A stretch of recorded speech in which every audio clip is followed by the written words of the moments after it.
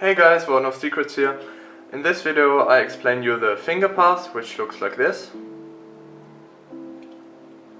So you just pass the pen on between your fingers, and for explanation purposes we will start like this. Take the pen between your middle finger and your index finger like this, with your index in the back and your ring finger with your middle finger in the front. Then you push your index finger to the front and push the pen down.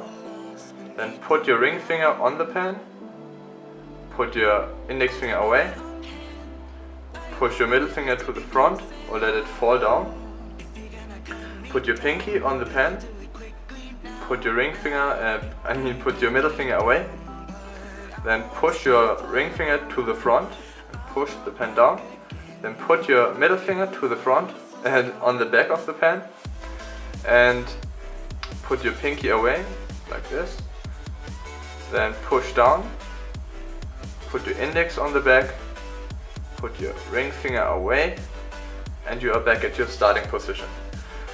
So I'll just repeat it for you again. You have like this, you push down or you push your index to the front, you put your ring finger on the pen, then you put your index away, you push down, you put your pinky on the pen, you put your ring finger away, you push down, and you put your middle finger on the back of the pen, then you put your pinky away, push down, you put your index on the back, you put your ring finger away, and you push down, and the same stuff over and over again. So in the beginning it will probably look like this. You will do it at the middle of the finger, but as you practice it a bit, you can do it at the fingertips like me. And this is a lot faster and also easier if you can manage to do it. So I recommend you doing this while reading or watching a movie, or also while writing. You can just take a pen, write something, and meanwhile you can spin the pen like this. But I'm not very good at the left hand.